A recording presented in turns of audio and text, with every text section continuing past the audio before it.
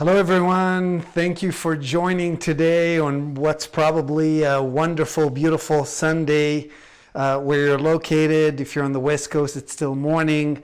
My name is Erez Batat, for those who don't know me, and I'm broadcasting from Jerusalem, Israel. We have a beautiful presentation planned for you today, and we're going to have a lot of fun. First things first, can everyone hear me? I can't hear you because you're on mute. But if someone's gonna do this, just make sure you can hear me. Yep. Shimon, can you hear me? Someone? Yeah, there you go. Thank you. All right. There we are. Now we can get the show on the road. All right. So, my name is Erez Batat, and I'm a metaphysicist and a consciousness researcher. I spent the last decade researching cannabis, trying to understand what it does to the mind, how it impacts the mind, and we're going to talk a lot about that today. But first things first, I want to give a shout out to our partners, Grass-Fed, from LA. They're a premium cannabis production company. And what that means is that if you want some kind of a cannabis related event, they're going to throw it for you. And they do all kind of cool things like cannabis infused drinks and just wonderful, wonderful things that you can see on their website. And just super sophisticated stuff. So, and they serve all of California. And you can find a lot more information on their website, grassfed.la. So thank you so much, Grassfed. And I know a lot of you came through their mailing list, so thank you. What are we going to talk about today before I introduce myself? So I will introduce myself a little later. And we're going to talk about anxiety. We're going to use anxiety as a great example to demonstrate how cannabis works, okay? It's just a perfect example to try to understand what's the deal with cannabis. We're going to talk about how the mind works. In order to understand how cannabis works, we got to understand how the mind works. It's just, it goes hand by hand. And then we're going to talk about cannabis. Once we're going to understand how the mind works, it's going to be easier to talk about how cannabis impacts the mind. And when I say the mind, I don't mean the brain, all right? I mean the mind. We're going to talk about the difference between the mind and the brain. And then we're going to talk about how anxiety works. Once we're going to understand how cannabis works on the mind, it's going to be really easy to understand the nature of anxiety and how cannabis can help with it and also cause it sometimes, okay? And we're going to talk a little bit about cannabis as a tool for consciousness research, which is just a really interesting thing, how it can be used in order to understand how the mind works.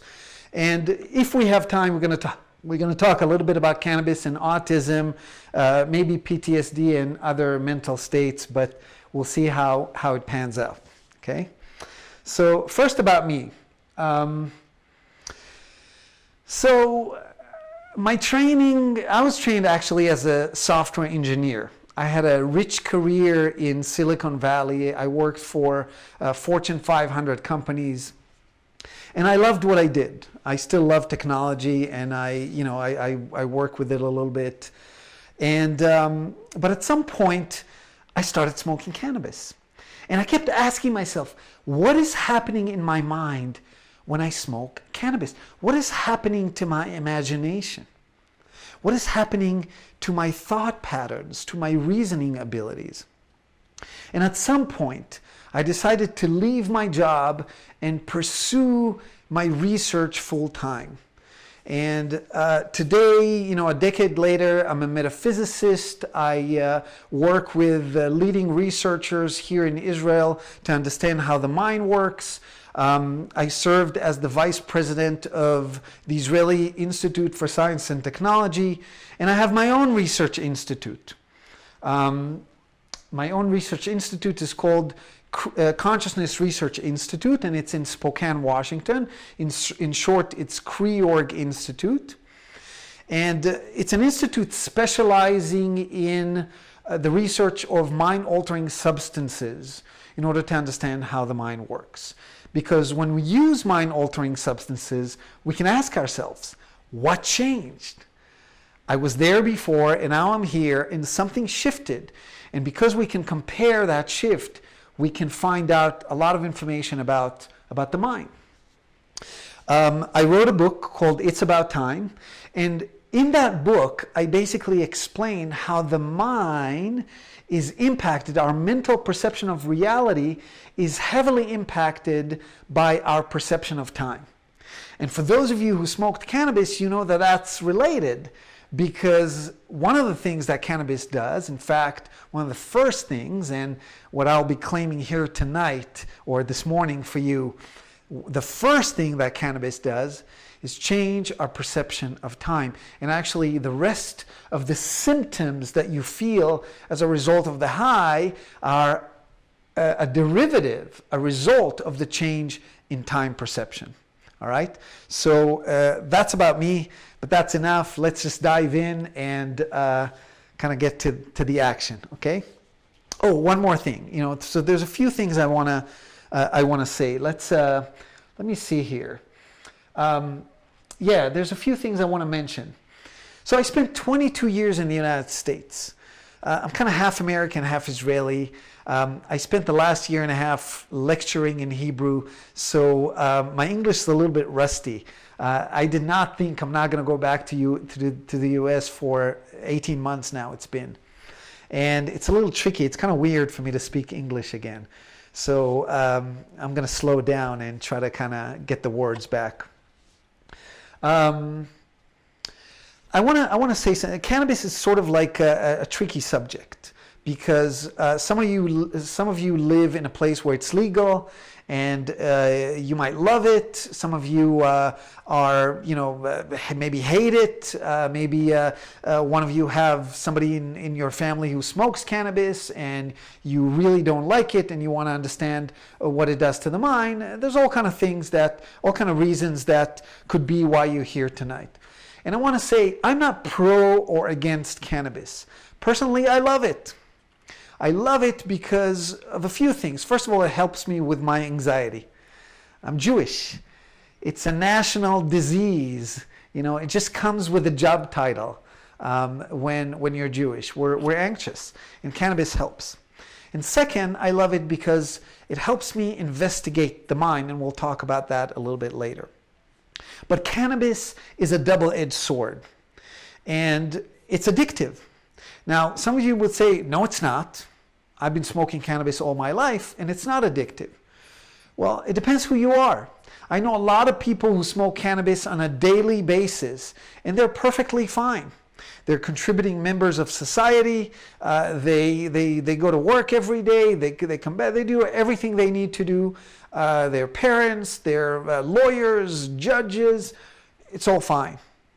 But some people get attached to cannabis. And I know that because I developed cannabis dependency over the years. And if I developed it, then other people can too. I'm not that special. And the second reason I know it's possible is because I help people with cannabis dependency on a regular basis. I actually run workshops for people who are interested in, hold on, let me mute. Somebody has joined and is, all right, sounds good. I know I work with a lot of people who have developed cannabis dependency, and it's people who are interested in continuing to use cannabis, but use it moderately. And so the idea in the workshops I run is that we learn the art of moderation, because cannabis in itself is not bad. It's just a matter of using it appropriately. It's the same thing with chocolate. If we eat a little bit of it, it's great. If we eat a lot, then it's not good for our health. So the workshops I run here in Israel are called what they're called. But in the US, I run a program called Weed Out the Habit, which you can find on weedoutthehabit.com. And it's a self-paced program, it's video-based, and then I support people via a Facebook group. And So if you know anybody who suffers from cannabis dependency, or this is something that's interesting to you, you can check it out. And actually, there is hold on, it's this one. There's a coupon for in honor of grass-fed, which you can get 20% off. It's very moderately priced. So that's about cannabis dependency, and we'll mention it just a little more later when we're going to understand how the mind works and how cannabis works. What else? Let's see. Oh, one last thing about terminology. I'm going to use the terms sativa and indica in this broadcast, in this talk. Now, there's a lot of debate whether sativa and indica are a real thing, because a lot of scientists will tell you that they're not. When you actually distill the THC and you use it just in order to get high, like pure THC, you're not going to be able to tell a difference between sativa and indica. And in fact, I've run an experiment myself together with somebody who's watching right now. Hi, Hannah. And we came to the same conclusion. She gave me THC that was pure, and I was trying to figure out if it was sativa or indica. However, we also know that the terpenes make a lot of difference. And so if you ask 100 people if they prefer sativa or indica, 99% of them are going to tell you they have a choice. Or they're going to tell you, I don't have a choice. But almost each and every one of them are going to tell you they can tell a difference. Usually, sativa will give you a head high and indica will give you a body high. And so in this talk, I'm going to use the term sativa and indica when it comes to separating between these two families of strains.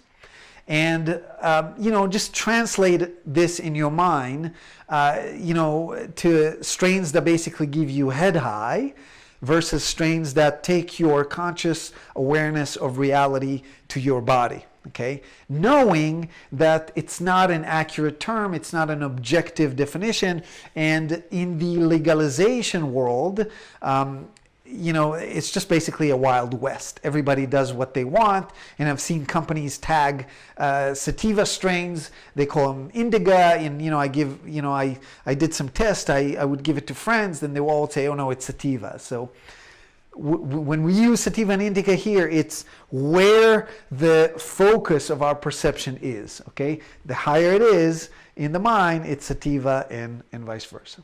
All right, so that's it for all the various things. Let's see, do we have any special comments before I begin? Nope, and perfect. All right, we have an intimate crowd here, which is great. It's my favorite type of talks.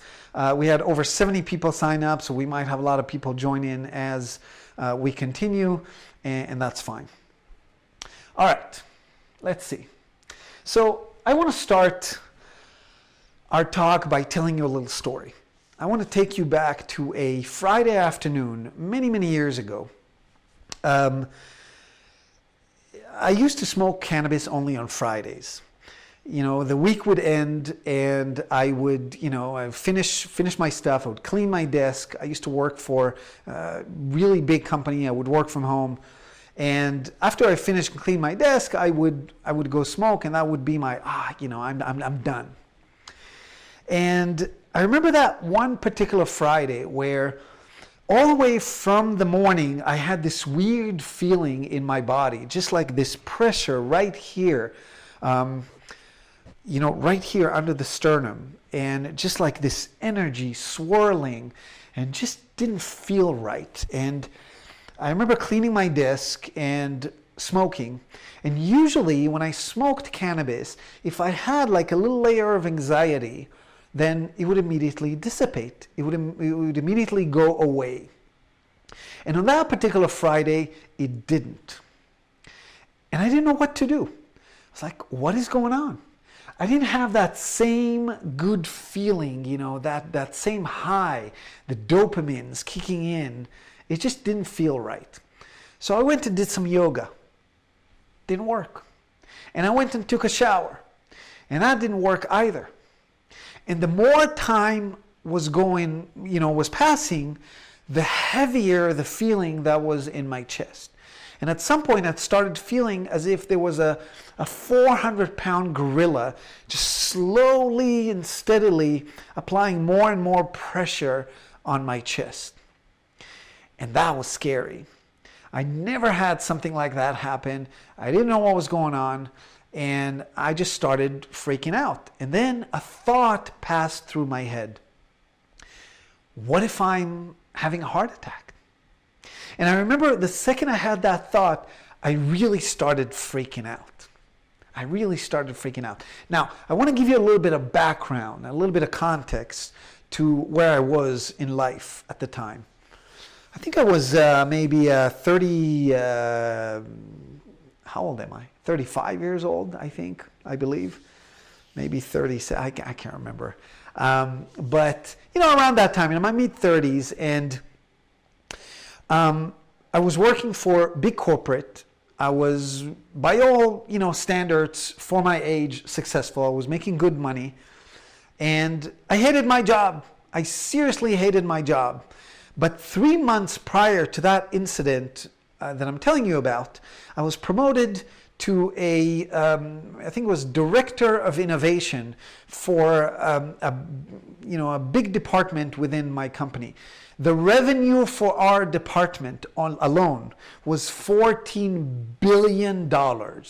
Just to give you an indication of the sheer size of that company. And it was a great job, and I was super excited about it. And in those 3 months, I've spent my time interviewing people and understanding what will it take to reinvigorate innovation in the company. And I made a plan. And on that particular afternoon, on that particular Friday, I've met with my boss's boss to present the plan I've created. And he dismissed me. And he dismissed the plan. Now, I was used to that. When you're working for big corporate, you're used to that. You do a lot of work for absolutely no reason because at the last minute things change. That's just the nature of big corporate. So I'm not a victim here, right? I mean, I played the game. I had the big house and the lawnmower and the good salary and everything was fine. But in that particular day, I don't know, it's just like it hit me. It hit me in a soft spot because I think I realized in that moment that I was just a puppet. That this particular job that I got, that I put all my hope on, that finally I'm going to have a lot of fun and I'm going to enjoy, I'm going to be able to contribute, it's basically a charade. And I remember, okay, fine, I'll think about it Monday, and I shut down my computer and, goes back to the rest of the story. So that's kind of the context. So here I am, and I think I have a heart attack, and I call my wife at the time, who's actually, I believe, watching here today, and who's one of my best friends, if not my best friend today, and she's there, and I'm calling her, and I'm saying, Diane, something's wrong, and please help me. And she's coming over, and she's asking me what's going on, and do you want me to call 911? And I'm like, no, I don't. I mean, I don't want an ambulance coming here and, taking me away. I was thinking about the neighbors looking at me. Didn't want that to happen. But I was really scared. So I told her, go check what are the symptoms of anxiety attack versus a heart attack. Let's find out what I have. So she's on the computer, and I'm like, I can't stand anymore. I'm just sitting there freaking out. And she's starting to read the symptoms, and she's like, do you have this? Do you have that? And I'm trying to feel what I have, what I don't have. And at some point she said the sentence, with anxiety attack, it usually has to do with some kind of pressure in life, blah, blah, blah, blah, blah. And the second she said it, the moment she said it, I felt better because I knew what was going on. And I told her, I said, Diane, it's my job. It's not a heart attack. It's my job. I'm having a panic attack. That was about 2 weeks before I quit my job. And I remember that this incident has really shocked me, rattled me. Because first of all, that was the first time in my life that a force stronger than me, coming from inside of me, took over. And the first question that I had was, who decided? I mean, I always figured that my mind is stronger than anything else. I can control my own experience. And here there was some kind of a force that controlled me, that decided that I'm going to be having a panic attack now because of that particular scenario. What was it? Who is this subconscious that is, doing all that stuff? I wanted to know. So my curiosity has peaked. And the second thing that bothered me was, what happened to me during that panic attack? What was going on? And I wanted to understand what was the deal. So this is what I want to talk about today. What is anxiety? What is it? Yeah, it's when we get stressed and, there's symptoms and we sweat. But what is it? What is happening? So we're going to try to understand. And then we're going to try to understand how come cannabis usually helps me with my anxiety. In that particular case, it exacerbated the anxiety and actually turned it into a full-scale panic attack. Why? What was the decision point? What was the instigator to make it go this way or the other, right?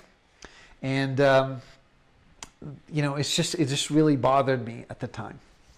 All right, so to understand what anxiety is, we first have to understand what the mind is. Now, when I say the mind, I don't mean the brain. The brain and the mind are not the same thing. The brain is physical. If you open someone's head, you can see the brain, you can touch it, you can connect something and their finger is going to move. The mind is metaphysical. The brain is physical. What is metaphysical? Meta means beyond. Something that is beyond the physical. There's a lot of things that are metaphysical, like love. Love has physical symptoms, increased heart rate or whatever, right? Like anxiety has physical symptoms like sweat. But the anxiety itself is metaphysical. A thought is metaphysical. Right? Many things are metaphysical. To try to understand human consciousness by exploring, by investigating the brain, is like trying to understand humor by investigating our cheek muscles. Our cheek muscles are physical, but humor is metaphysical. Okay? As a scientist trying to understand human consciousness, how the mind works, by checking the brain in a lab, is like someone trying to find their own reflection in the molecules of a mirror. You can't. It's not there. The mirror is only a reflection of you. And it's the same with the brain. The brain is only a reflection of the mind. And we know that now, because we know that the brain is elastic. Okay? The brain's elastic. And so if you change the way you're thinking, your brain's going to change. It's a fact. We know that now. And so the brain comes before the mind comes before the brain. We think about something, the brain literally changes all the time to reflect our thought. And so metaphysics, as Aristotle has told us, it's the science of that which came first. And if metaphysics is the science of that which came first, then first of all, it's categorized incorrectly in traditional academia, because in academia it's a branch under philosophy. But it's not really, because and maybe that's the reason why academia has not managed to solve the question of consciousness until now, because consciousness is not physical. And the scientific method requires us to measure something. And we can't. We can't measure a thought. We can't measure humor. We can't measure anxiety. We can't. We can measure the physical symptoms, but physical symptoms can be hidden, and they can vary because we can hide them, right? And so that's the idea with metaphysics. If anybody has an urgent question they don't want to forget, you can write it in the chat. If there's a problem, for some reason you can't hear me or anything because you're all on mute, then write it in the chat. I can see the chat, at least now. If it's going to be too long, then not. But we will have some time for questions. I'd just rather kind of kick through it at this particular point, so bear with me. All right, so we know that the mind is not the brain. The metaphysicist is trying to understand how the mind works, right? And when it comes to the mind, we can't use a microscope. We understand that because we can't look at it. It's something that cannot be seen. And so in order to understand the mind, in order to understand how it works, and I'm going to give you like a 5-minute the mind 101 type of thing, okay? We're going to do that right now. I'm going to explain to you the mechanism of the metaphysical mechanism of the human mind in maybe 7 minutes, okay? And we're going to try to understand it. And in order to understand it, we need to take a leap of faith. It's sort of like in the time of Galileo, where he came and said, listen, everyone. The sun does not revolve around the earth. The earth revolves around the sun. It's like, well, what are you talking about? Like, it's mind-boggling. Like, this man's crazy. No, he's not, right? But you got to look at the math. You got to invest the time in order to do that leap of faith, and then the logic sinks in, because then suddenly it makes sense more than it did before. Like, the new explanation makes sense a lot more. And so this is one of those things. There's some kind of a leap of faith that you have to take in order to understand how the mind works. And that leap of faith, my friends, is this. You do not have one mind. You have two. You have two minds. A masculine mind and a feminine mind. A positive polarity and a negative polarity. A yin and a yang. Now, we don't have names for it because we only have name for the mind. So for the purposes of this presentation, we have to give it a name. Otherwise, it's going to be a very tricky presentation. So for the purpose of this presentation, I'm going to call the masculine, we're going to understand why it's masculine in a minute versus feminine. But we're going to call the positive polarity of the mind, we're going to call it the mind. And for the negative polarity of the mind, we're going to call the mindness. Okay? Now,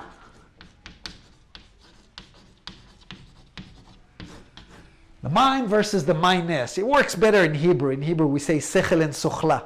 Okay? But here we have to say mind and mindness. The mind is the positive polarity. The mindness will be the negative polarity of your consciousness, of your mental perception of reality. Now, let's do a little exercise. And I'm going to show you how to distinguish between the mind and the mindness in your own consciousness. Okay? So, for example, one of the things that Grass-Fed is doing in their curated cannabis events, they do all kind of foods. They do cannabis-infused mocktails. And they do cannabis-infused chocolate bowls. And they do hummus that is infused with cannabis. Now, who saw hummus in their imagination, in their mind's eye, when I said the word hummus? Who saw chocolate bowls or cocktails when I said mocktails? What did you see in your mind's eye? Okay. In fact, I'm going to unmute. I'm going to allow you to unmute yourself, and I would love for someone to tell me what they saw in their mind. You can go ahead and unmute yourself and tell me, what did you see in your imagination when I described those things? Anyone? Who's the brave person who's going to dive right in? You have to unmute yourself. Erez, it's Tamara. Who's this? Erez, it's Tamara. Tamara! Hi. Tamara. Oh my God. Hi. It's been a while. You know, it did not take long at all to get that image as soon as you said it. But I think the image that I saw was the label of what has been put in front of me. Okay. What do you mean? First of all, what did I say? And of the product. I see. So, for example, I said cannabis-infused mocktails. What did you see?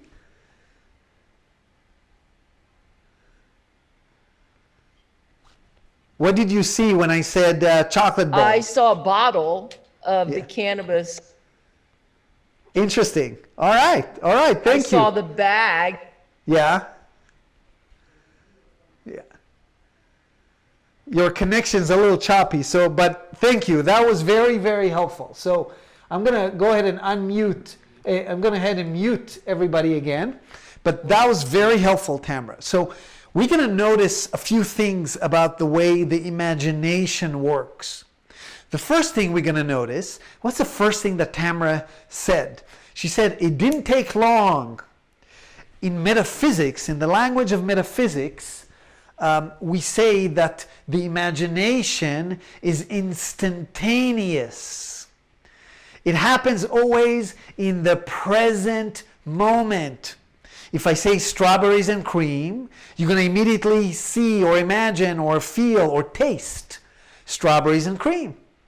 And so the imagination, which is a product of the mindness, of the negative polarity of your mind, of the passive side of your mind, hence, oops, this should be negative.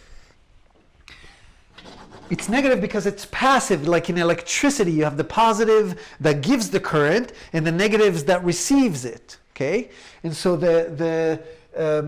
in metaphysics, the mindness is passive. It only reacts to something. It doesn't operate in its own power. Okay, it needs a different force in order to apply, to get it to work. And so, for example, I say strawberries and cream, or I say hummus, and you immediately see, you immediately imagine it. And so it's instantaneous. It's in the present. And it always happens now. The mindness uses the senses. The senses. We have 5 senses in our imagination. Not everybody does. That's a part of my research. In my book, I write about the fact that not all people have all senses. For example, I can't smell in my imagination. I can't. Some people can't see in their imagination. Some people are mentally blind. It's called aphantasiacs. Some people are mentally deaf. We're going to do a lecture about that, talk about that, because it's a fascinating topic. But, you know, it's a whole world. But the imagination is happening with the senses. And the senses, when you sense something, you always sense it now. If somebody comes and touches your shoulder, you feel that they touched your shoulder now. A split second later, you no longer feel that they're touching your shoulder. You feel like somebody just touched your shoulder a second ago. And so the mindness is always present. She's involuntary. Okay?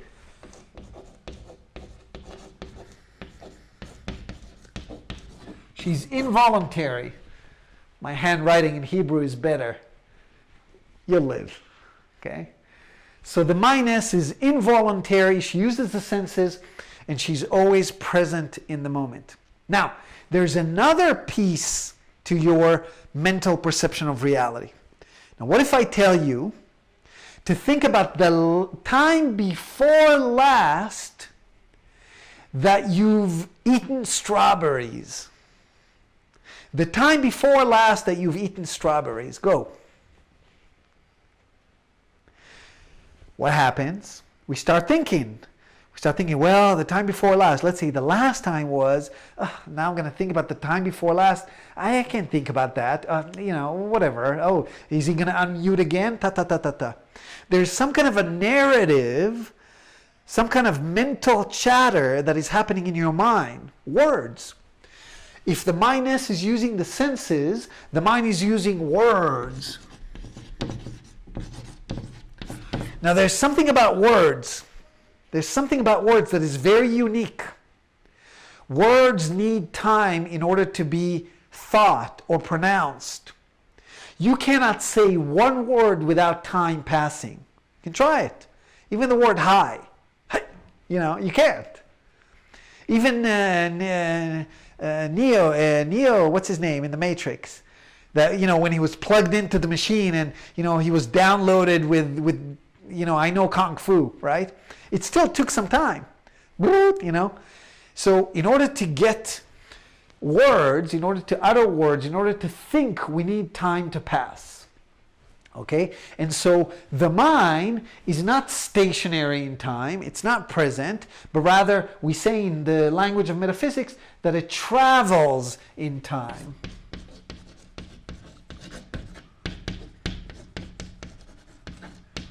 And that's very important in order to understand how cannabis works. Because something that travels in time can actually go faster and slower. The mindness cannot go faster. She's already as fast as you would ever want it to be. She's faster than anything else. She's faster than light. You can imagine you're on a different planet in a split second. But the mind is not. It takes time. You can only do one thing at a time. It's like men and women, right? The mind can only do one thing at a time. And it has a spectrum. The mind can go faster,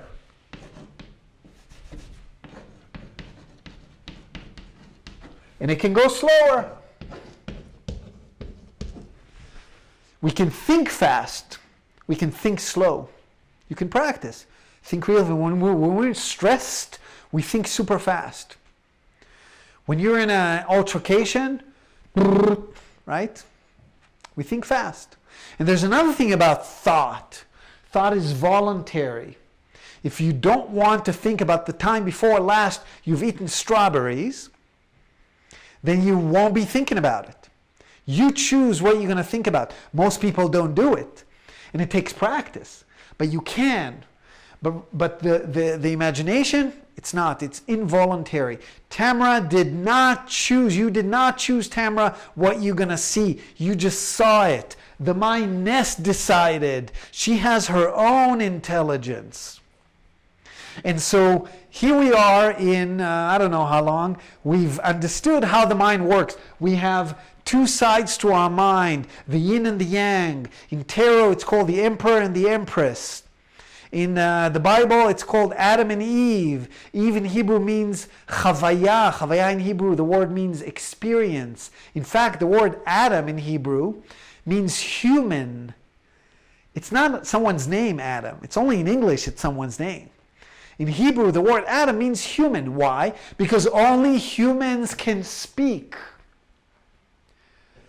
Animals, only mindness. They're always present. Humans can speak. And so, the mind creates our perception of time. And the mindness creates our perception of space. Time and space are very, very different. Space is being sensed using the senses. If you go into one of these, chambers, I was in one in Portland, where, it's like desensitize you, like there's no sound, there's no light, there's no nothing. And you flotation, right? Reality disappears because without the senses, there's no space. And time, the mind creates our perception of time. Now, there's a thing with time. Let's see. Two minds, not one. The difference in time. Oh yeah, let's move to cannabis. Okay, so now that we're all metaphysicists and we all know a little bit more about our own mind And those of you who are sharp can already start like, oh wow, I can take this knowledge and actually apply it in my life, right? When the imagination goes wild versus the thought goes wild, right? It's two different things. We're going to continue and you're going to see how the pieces fall into place. Now let's talk about cannabis. Let me just show you one little slide that I think might help kind of talk about the idea of time, because there's something very, very important that happens with time. Our time perception, sometimes we'll be at the DMV, for example. I'll go back to this not to distract you. When we're at the DMV and we forgot our phone in the car or the battery died, time goes by really, really slow. And when we're having a blast, time goes by fast. Okay? What's the difference? So this is very important because cannabis changes our perception of time. So let's try to understand that. The difference in our time perception is directly related to the speed of our thought. The faster the thought, the slower this is going to be time.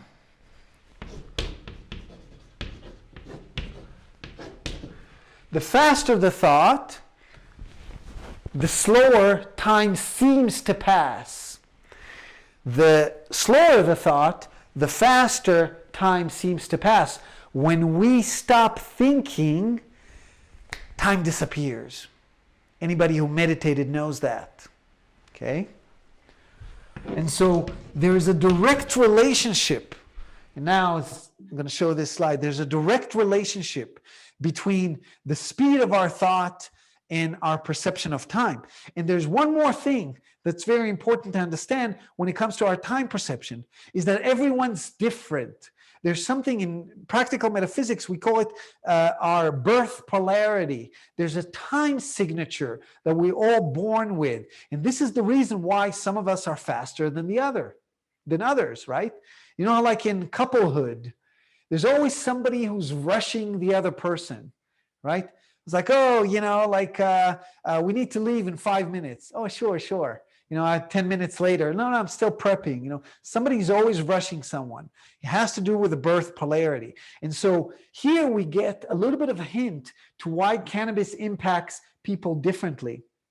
Because if cannabis impacts our time perception, and everybody's time signature is different, which means everyone's speed of thought is different, not to confuse with the speed of our imagination, right?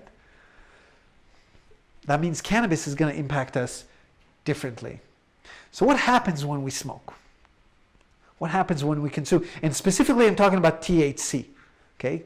When we research our consciousness using cannabis, we always use THC because then we have a significant change in perception of our time and space. One of the first things that happens when we smoke THC is our time perception changes. It's like, do you know that thing when you go to the bathroom after you smoked and you just pee forever? And it's like, oh, am I peeing forever because, I'm actually peeing a lot, or because my time perception has changed, right? It's like, with all the research that I've done, that's something that I've never actually tested. But, I believe it's probably both. But cannabis is changing our perception of time as a function of the speed of our thought. And we can go into the mechanics of it in the brain, the cannabinoids attaching to the receptors, but at the end of the day, we all know the feeling, well, those of us who smoked, that when we consume sativa, our mind usually gets sharper, but the thought is faster too. Our thought, some strains of cannabis, forget sativa and indica for a second, but for most of us, some strains of cannabis are going to speed up the mind, and some strains of cannabis are going to slow it down. They're going to bring us to our body. Our focus, our mental perception of reality is going to go down to the body, and we're going to be thinking less. Maybe our imagination will be richer. But the thoughts, the mental chatter, the part of our mind that uses words declines, okay? And with some strains, it just flies. It just flies, right? I mean, we smoke and we just like blah, blah, blah, blah, blah. I mean, some strains of cannabis. I remember we used to have a ping pong table in our house, and some strains of cannabis, we couldn't play ping pong because you're just thinking too much. When you're thinking too much, your body gets slower. You just become slow in your body. If you come fast in the mind, the body gets slower. If you come fast in the body, the mind gets slower, right? That's why the geek are meek. And that's why the jockeys, sometimes have a hard time in school. We're all born with a different set of skills and a different, it's called, again, birth polarity, time signature. And the time signature, our ability to think faster, again, not imagination, words, our ability to process narrative fast or slow, impacts our reasoning abilities, impacts a lot of different things, okay? And we'll touch on a few of those a little later. So let's talk a little bit about the impact of cannabis on the mind, on the mindness, on our mental perception of reality. And I'll tell you a little story. Just a couple of months ago, I smoked a joint with a friend of mine here in Israel. And she's a good friend. She's a mother, and she's not smoking cannabis on a regular basis, but every once in a while she loves smoking with me. People love smoking with me because I always tell them what's happening in their mind, and we were smoking together, and I know that particular strain, right? And I know her polarity because I've interviewed her in the past, so I knew what's going to happen in her mind, and so I let her smoke it, and after a few minutes I tell her, persimmon. Think of a persimmon. She said, okay. I said, can you see it in your mind's eye? Can you imagine the persimmon? And she thinks about it and said, oh my God, I cannot. I cannot see the persimmon. Now, this is a woman who's usually extremely vividly visual in her mind's eye. She's like, oh my God, I became blind. I became blind in my imagination. What happened, Erez? I cannot see my kids. I cannot imagine my kids' faces. She started freaking out. She started having a little bit of anxiety. I was like, no, relax. In an hour and a half, it's going to pass. Most people, not all, but most people who smoke cannabis, sativa strains, they're going to notice a decline, if not completely vanish. Their visual mental abilities are going to decline, if not going to completely vanish. Which means sativa strains that are speeding the thought, have the ability to turn us temporarily mentally blind. Now, we gain other senses as a result temporarily, but it happens. Now, most people don't stop to think about it. They don't ask themselves, what happened in my imagination before and after? They don't.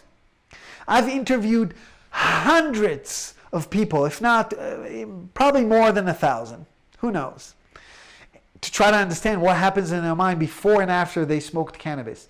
And I tell you, the vast majority of people have some kind of a shift, a dramatic shift, a noticeable shift in their ability to imagine when they smoke sativa dominant strains. I'll give you another example. Where's my book? Here's my book. My book is very abstract. A lot of this knowledge is very abstract. If I show you this slide, look at these sentences. The faster the thought, the slower time seems to pass. A unique perception of time can be described on a polarized spectrum. I mean, this is all very, very abstract. You can't imagine that stuff. My book is extremely abstract reasoning. Now, when I smoked heavy indica strains, I cannot understand my own book. I cannot. I read the book, and by the time I get to the end of the sentence, I already forget what I read in the beginning. Now, who had that experience happen when they're not stoned, when they're not altered by cannabis. A lot of people do. It's like, oh my God, I'm trying to read the book. By the time I get to the end of the sentence, I forget what was in the beginning. When I speak to people, when I say things like this sentence to people, a unique perception of time can be described on a polarized spectrum. The faster the thought, the slower our perception of time. Ta, ta, ta, ta, ta. Sometimes they look at me and say, what? They cannot imagine, here's the camera, they cannot imagine with pictures what I tell them. Some people think with pictures. Some people think with words, okay? Some people, in order to reason, let's say it more accurately in the in terms of metaphysics, some people, in order to reason, they need to use pictures. And some people, in order to reason, they don't, like me. And they can reason in the darkness of their minds, which means they can use abstract reasoning, and they do not need pictures. They do not need images in order to reason. And cannabis shifts that ability for us in this way or the other. And it's fascinating. I'll give you another example. Most people, when they smoke indica-based strains, they lose their ability to navigate three-dimensionally in space. I remember this one time. Personally, I don't smoke sativa and drive. I just don't feel comfortable. I didn't grow up smoking sativa. I know a lot of people who are much better drivers under the influence of cannabis. It's very individual, right? And I just, when I smoke sativa, my mind is racing. My mental perception of reality just goes elsewhere, and I'm not comfortable driving. But when I smoke indica, I'm very comfortable driving because I'm in my body, I'm super present, whatever. However, I'm like a walking compass. It's like I have a compass built here, and I can always tell where north is, and I can always tell where I am in space. And yet, when I smoke indica-based strains, I lose my ability to navigate in space. And so I remember this one time, I get to this gas station, and I park in the gas station, and it's like, oh my God, the gun, how do you call that? See, I forget my English. The muzzle. The muzzle of the gate, it's on the wrong side. So I'm like, okay, fine. So I go out and I go back the other side, and again it's on the other side. I'm like, what the hell's happening? And I go again, and again it's on the other side. I'm like, it's like it's like playing tricks on me. And I could not navigate the three-dimensional reasoning that I needed to in order to get to the right space. And eventually I was just so embarrassed, so I was like, there must be a camera here. This is going to end up on YouTube. I'm out of here, right? And so we lose, most people, I would say, lose their ability to navigate in space three-dimensionally when using heavy indica-based strains, okay? I'm going to give two more examples, and then we're going to take a 3-minute break. And then we're going to go back to anxiety, okay? What's the time? Good. Yeah, we're a little bit like 5 minutes late, but we're doing okay. So the next example I'm going to give is our senses. Most people, when they smoke heavy sativa, race their minds, they're becoming more sensitive to light, colder. They run colder when they smoke sativa. Most, not all. There's a spectrum, but... And the reason for that, again, is because the mind is running faster, our perception of time slows down, which means that in any given unit of time, we have more time to process the input from our senses.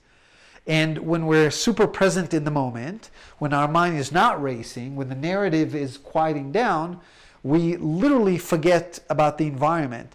Our involuntary senses become dull, and our voluntary senses become more acute. This is why a lot of people, when they smoke cannabis that takes them to the body, they immediately want to start eating, because it just feels so good. The voluntary senses become more acute. It's one of the things that grass-fed is doing, giving you this experience so that you can really enjoy, the they have virtual reality and, sound things. I think I showed you, they promote mindful and sophisticated cannabis consumption and believe that cannabis and music are the cure for society right now. So they have a lot of things that they do with the whole concept of the senses, right? And last but not least, I'll give you one more example because it's important, is memory. We all know that feeling. We go to the kitchen and we don't know why we came to the kitchen. We just smoked a joint or, smoked a bowl, and we go to the kitchen and we're like, why am I here? Or we talk to someone and boom, we lost our train of thought and the context is gone forever. Something happens with memory. And so, I'm going to give an analogy in order to understand what happens with memory, okay? And what happens in cannabis in general. Imagine that you're sitting in a car and you're looking outside. Somebody else is driving, so you can really look outside and focus on what you see. And they're driving really slow. And so you can see people in the street. You can see a woman walking a stroller, and you can see the street signs, and you can see the shops, the names of the shops and what's in the shop windows. And then the driver starts going faster. Now you can't see the people's faces, and you can barely see what's in the windows. And if he goes faster, let's say he gets on the highway, goes super fast, you can barely see anything. Just everything flies by so fast, so you lose a lot of the details. Now, if you go on a plane on, going 30,000 feet in the air, then everything becomes smaller. You're not going to even see the road. So the faster you go, the more the details disappear. Same thing goes with a flashlight. If the wider the lens, the beam of the flashlight, the less details you're going to see. And the more focused you are, the more details you're going to see. And cannabis kind of works that way. The faster the mind goes, the faster the thought, the mental chatter goes, the more abstract our reasoning become. And we use less imagery in order to imagine because we lose some of the detail. And that loss of detail is being reflected with our memory. So that's why we have these amazing realizations when we smoke cannabis, especially sativa dominant strains for most people, because suddenly we see reality from a different perspective. We see big patterns in our patterns of behavior, in our approach to life, in the way we act in the world. We just see things from a different perspective.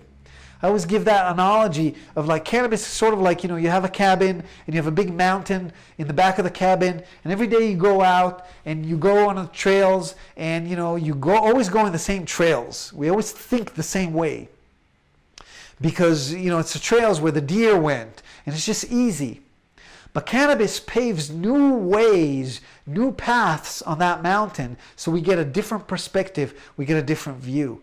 And that different view happens because of the speeding up of the thought.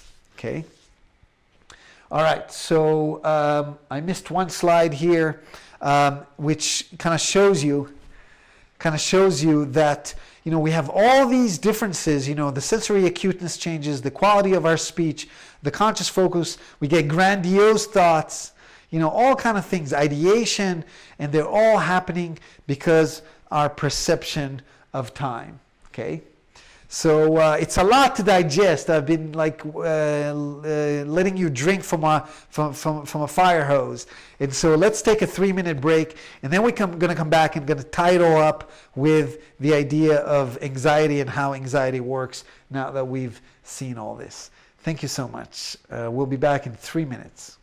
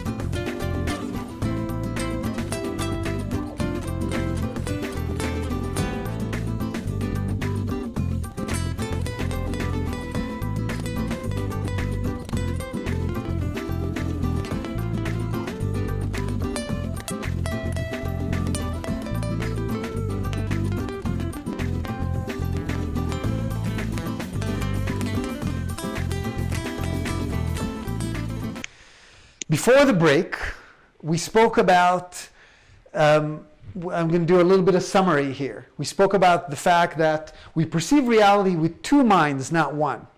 A mind that travels in time, that creates our narrative, our mental chatter, and that mind is voluntary, and a mindness that creates our imagination, and it's involuntary, okay? And it creates our perception of space. So one mind creates our perception of time, one mind creates our perception of space. And we spoke about the fact that when it comes to cannabis, cannabis speeds up the mind, and because of that, there's a lot of impact that is happening, and various things that are happening when it comes to the various things that we feel, the changes that we feel in our perception of time and space. Okay, and so now let's talk about anxiety. What happens when we have anxiety? If we now understand how the mind works, and if we now understand how cannabis shifts our perception of reality, we should be able to understand what anxiety is. And so when it comes to anxiety, we can talk about two types of anxiety. We can talk about anxiety that the imagination is running wild. It just jumps from one place to another like crazy. And we can't really focus the narrative, the thought. And we can talk about anxiety in which the mental chatter is just running crazy. It's just speeding up. And as a result, the imagination is also going wild. Now, it sounds like the same things, but it's like what comes first, the chicken or the egg? And when it comes to cannabis, okay, the impact that we're going to have based on the various strains that we use to alleviate that anxiety is going to be different. Because if the mental chatter is running super fast, and we use cannabis that speeds up the mind, then potentially, if something bothers us, then we can have a panic attack, like I did. Something was bothering me. I couldn't quite, pinpoint what was bothering me, and I smoked cannabis that sped up my mind, and boom, a full-scale panic attack. The mind was running. It's like you have a carriage with two horses and you lost the reins. You lost the reins and you cannot control the horses anymore. And it's a very, very scary feeling. It's a horrible feeling. You feel like you're going crazy because you cannot control the mind. And the imagination is passive. It's responsive. It's responsive. And so every thought that we create, the imagination creates something in return. Just like before, we were saying strawberries, boom, you see strawberries. And so if we think about something horrible, let's say, for example, you're a parent and your child is late and they haven't called. And then you hear in the news about a big accident in the road. And suddenly you have that narrative. You have that narrative that was planted, and you're absolutely, positively sure that your child has been involved in that accident. It's a horrible feeling. And you cannot stop that thought. Okay? Narrative goes super fast. No. When we talk about panic attack, it's usually when that thought goes so fast and we focused on one thing, an unpleasant scenario that we're absolutely sure that has happened. And when we do that, when that happens, we literally forget. We forget that there could be other possibilities and other reasons why they didn't pick up the phone to call us. Maybe their battery died. Okay? Or for example, when I was thinking I was having a heart attack. And so the mental narrative is just like going wild. And so if we smoke cannabis that slows it down, we become more in our body, the mental chatter just slows down. And then our imagination usually becomes richer, becomes more responsive to the external environment, which can be a good thing or a bad thing, right? Because if we're more impacted by our senses and we're exposed to, let's say, information that is not pleasant, like for example in the corona time, then our anxiety level is going to go up. And so it really depends what is happening in our mind. When it comes to anxiety, we can ask ourselves, the next time you have anxiety, you feel anxiety, ask yourself, is it my imagination that's running loose and I can't quite focus my thought? Or are my thoughts running like crazy? And based on that, you can decide what cannabis you want to use in order to mitigate the issue.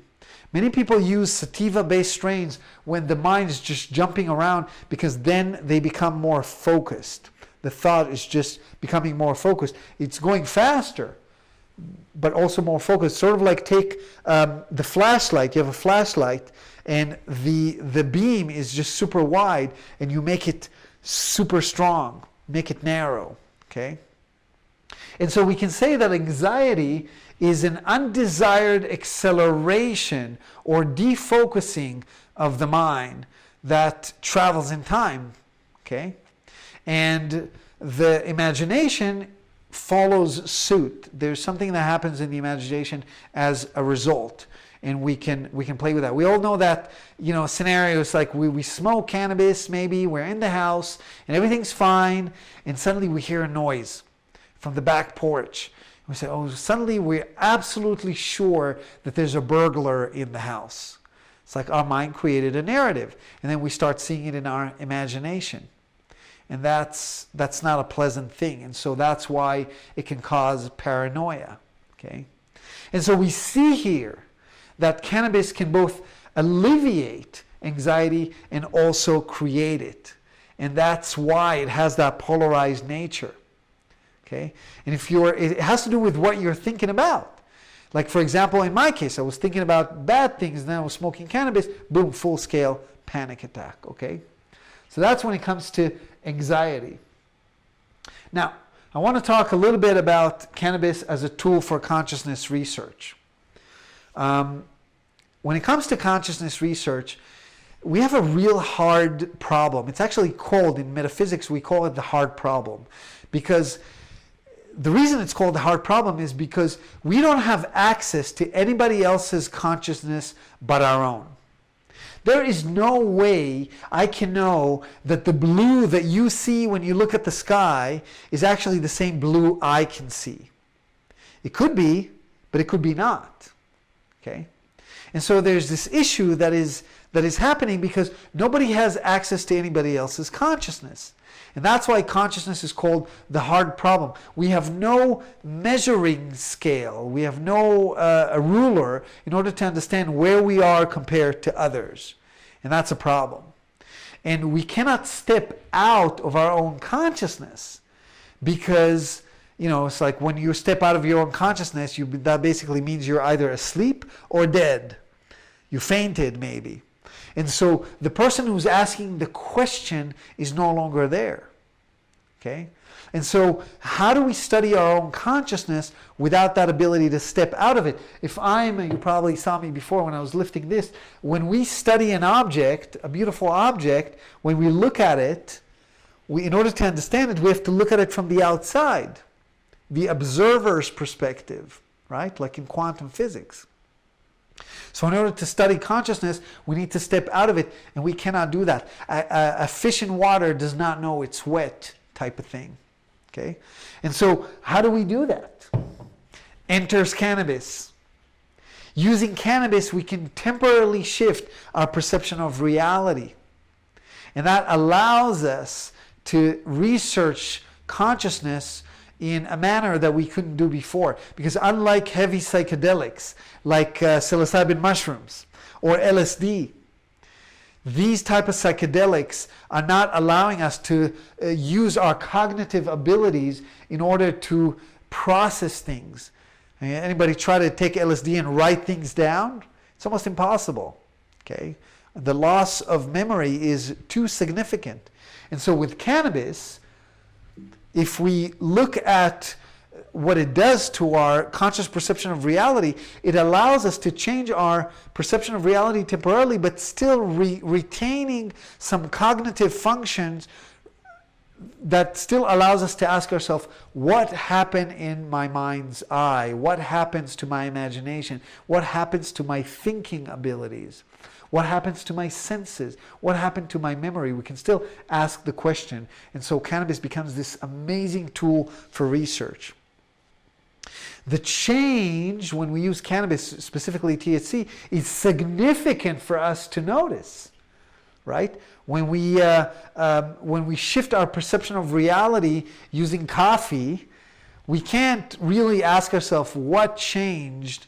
We have to have the change significant enough so that we can ask, like the examples I was giving before the break, okay?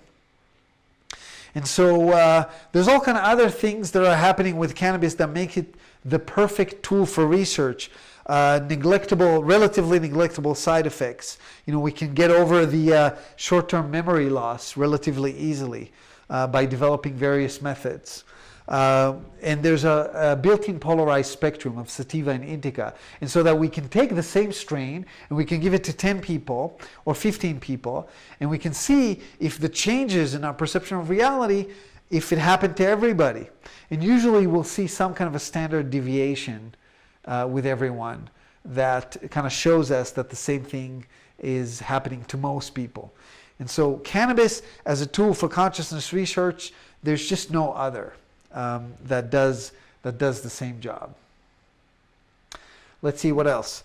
I did not speak about PTSD and autism, but I'm just going to mention that when we understand how the mind works, when we understand that the mind is bipolar, and when we understand that the shift in our conscious perception of reality is directly related to the speed of our thought, the higher the speed, the slower our time perception, the slower the speed, the faster our time perception.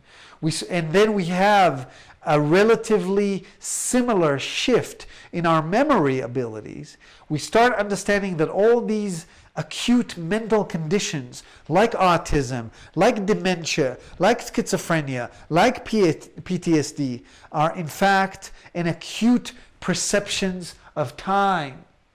And we can start understanding what exactly is happening in these situations. Okay? And so we see two different types of autism.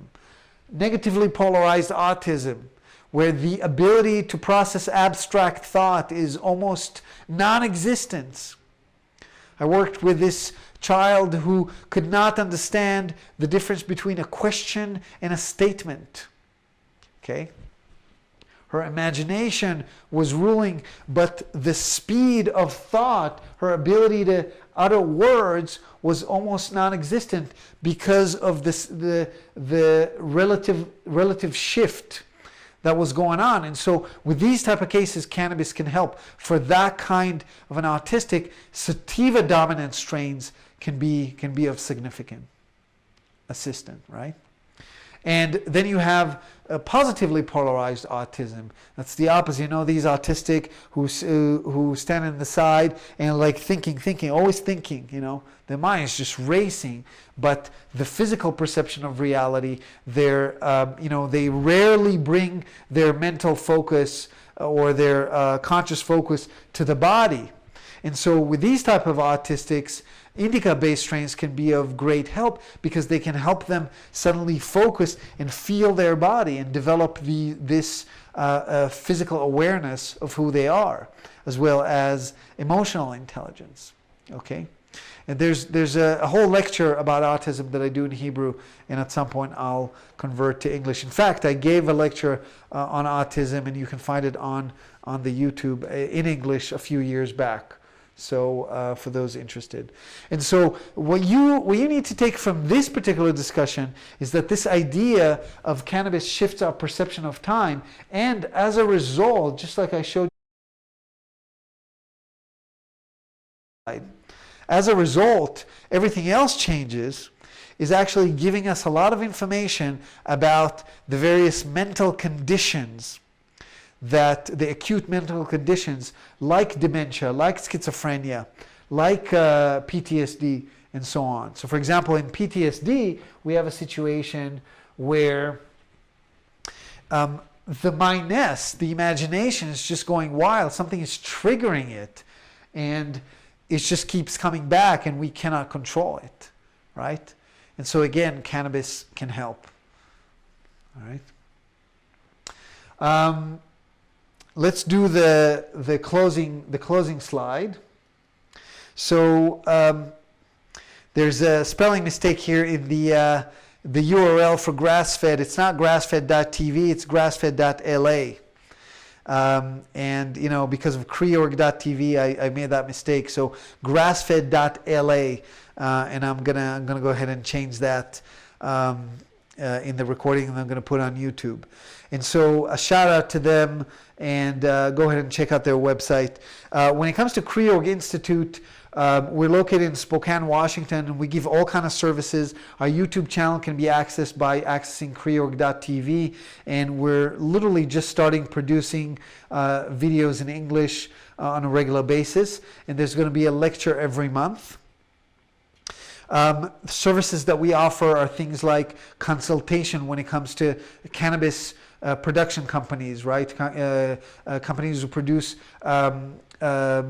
medical cannabis products. Consultation when it comes to mental dis-ease, unease. Consultation when it comes to artificial intelligence. When we understand how the mind works, the idea of artificial intelligence gets a whole new perspective, right? And these are the kind of services that we offer. We also offer, obviously, paid talks. So if you know an organization that's interested in learning more about the mind, about cannabis, about metaphysics of the mind, about consciousness, let us know. And we always seek collaboration and assistance in research, academic institution and other institutions that are interested in researching the mind, the metaphysical mind. We like to collaborate on these fronts. And a few people stayed, so let's open it to Q&A. All right?